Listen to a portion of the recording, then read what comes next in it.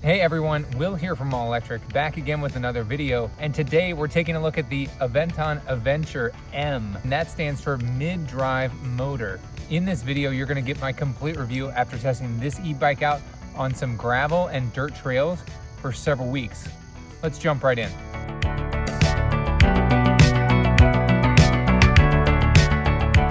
So I want to first talk about the styling. This is the blue color. I forget what the specific name of this one is, but it's absolutely magical. This color really reminds me of the Sprinter van gray blue color. Let's start by going over the controls on this Aventure M. So on this left-hand side, we do have a pretty standard hand grip here, easily swappable with this nut right here. We do have some DB4 hydraulic brakes. This is your front brake here, your Aventon controller that they're putting on everything now. And then in the center display, we do have our, ooh, very satisfying. Let's pull this.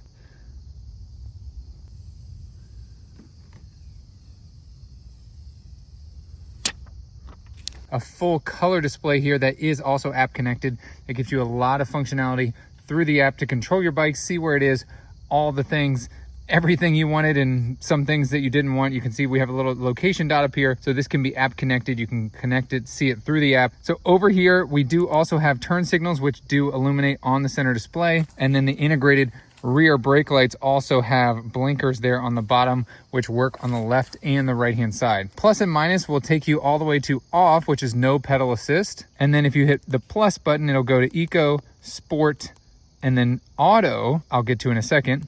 And then also turbo. If you see my other Aventon videos, this auto is new. Auto is basically going to dynamically shift based on how you're pedaling, and it is really responsive. And I've been playing around with it, especially on some steeper incline. I was worried that auto wouldn't be able to keep up, and I was pleasantly surprised that auto was able to keep up with me. Now there is another auto feature over here on this right hand side, and that has to do with this automatic shifter back here. We do have another DB4, of course, hydraulic rear disc brake and a standard shifter, or standard hand grip here rather. Underneath, we do have this electronic shifter here, and there are several different buttons. So there's an up and down, and it will electronically shift to the back. And then there's also, if you hold down the back button and the blue light comes on, like you see there, now it is an auto shift. So with the blue light on the shifter, you don't have to shift. You can pedal like normal, and this electronic shifter will measure the amount of torque that you're putting into the crankset and dynamically shift for you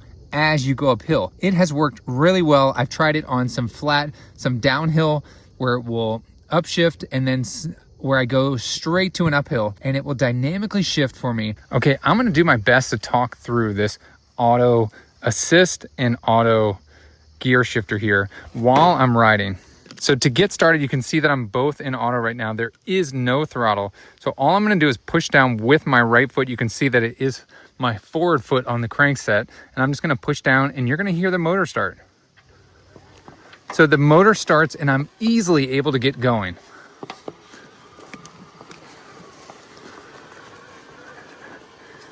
Going up a slight incline here, and the motor easily is giving me plenty of power.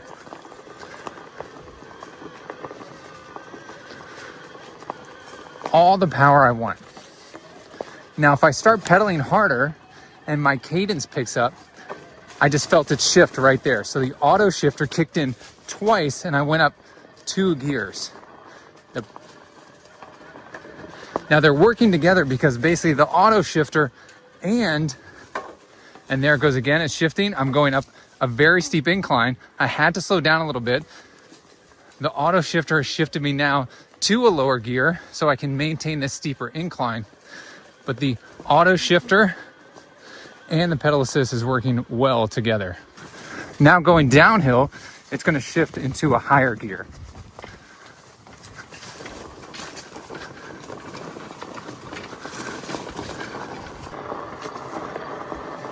So I'm on some pretty flat gravel, and it does shift up once more.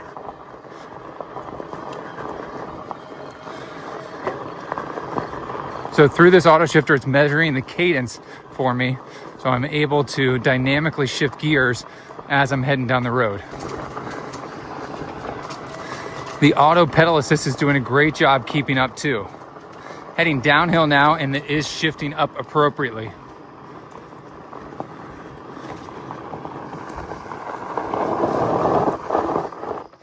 and plenty of stopper with these DV4 brakes.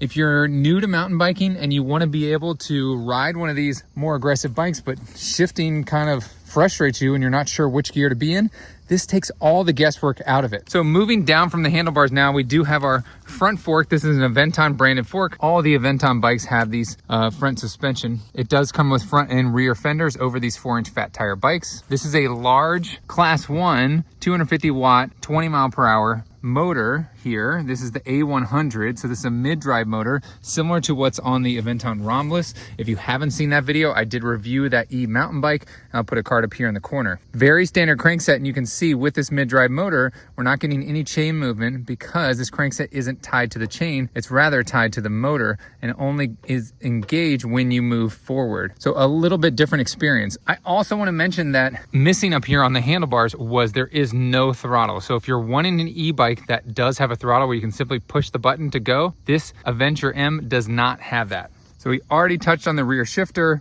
That is Automagic. It comes with an integrated rear rack, which can easily fit your bags. Max load is 60 pounds or 59 pounds to be exact. And just a really nice overall bike that is great for someone who does a lot of commuting or who wants to take this for a long ride on some pretty aggressive terrain. Now, I almost forgot the seat. So this is an Aventon branded seat, and it looks like it's in partnership with, it looks like 3D Groove is another brand name on this seat. So the shape of it is a slightly different from the Aventon seats that we have been testing. It's almost like there's more dip here in this middle, but it does feel about the same as the Aventon seat. But there is one thing special that they did do on this Aventure M, and that is they put a suspension seat post here, so it's way more comfortable. And I've definitely noticed it going over some rocky terrain or some riding in some woods, and you can really see and feel that this is just so much more comfortable rather than having a fixed seat post. It's almost, not quite, but almost like having a dual suspension e-bike, but you just remove the rear suspension. Okay, so there you have it. That is the Aventure M. This is a epic e-bike. This is probably one of my favorite e-bikes now. I know I said in the last video the Aventure 3 was my favorite e-bike, but now I'm gonna switch to this. Even though it doesn't have a throttle, I do like the throttle, but this is probably my favorite e-bike because of the responsiveness that you get out of this mid-drive motor here versus the hub motor. I also really like the Automagic shifter here in the rear and putting it in automatic mode and not having to think about it whatsoever. No matter what sort of terrain I am riding on, this thing will shift for me, and I've noticed that it's really responsive. I also like the hill start assist. That hill start assist giving you an extra boost because there is no throttle. If you're starting on a hill, you simply push down on the pedal and you're gonna feel an oomph coming from the motor to get you going. If you want to use this bike for a commuter bike, you can see that the rear tail lights are integrated into the frame, and it also has an integrated front headlight as well. So you could easily commute with this e-bike, especially in inclement weather with the included fenders. Overall, this is an excellent bike. If you're thinking about sizing, I'm about 6'1", 200 pounds, and this is a large version, so you can see and kind of gauge on what size you need. If you want to purchase one of these, click the affiliate link. That definitely helps support the channel.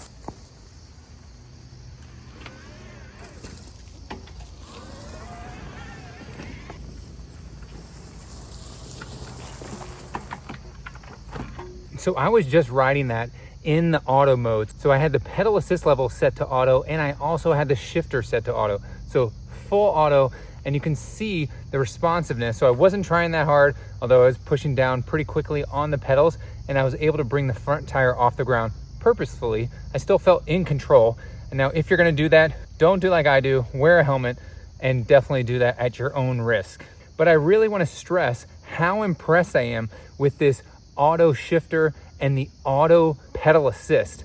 It is so remarkable, and this is a huge change. I've been testing Aventon bikes for about 10 years now, since they first came out with the Aventon Cinch and the Aventon Level. And over that last decade of me testing these e-bikes, we've seen pretty consistent improvement. But this auto pedal assist with the auto shifter, those two combinations together have really made a fun, exhilarating, awesome e-bike, e-mountain bike. I cannot wait until they put that into the Romulus. If you've been on the fence for a while and trying to decide if you're gonna buy an e-bike or not, this is remarkable. This is probably the one that you want to buy, especially if you are familiar with mountain biking and familiar with cycling and you're very used to riding a bike. You might want to check out this Aventure M. Okay, there you have it. That's my full review of the Aventon Aventure M. If you want to purchase one of these, click the affiliate link right below the like button. I hope you guys liked this video. If you did, please give it a thumbs up. Thanks so much for watching. Share this video with a friend, and don't forget to hit that subscribe button. As always, I will catch you guys in the next one. See ya.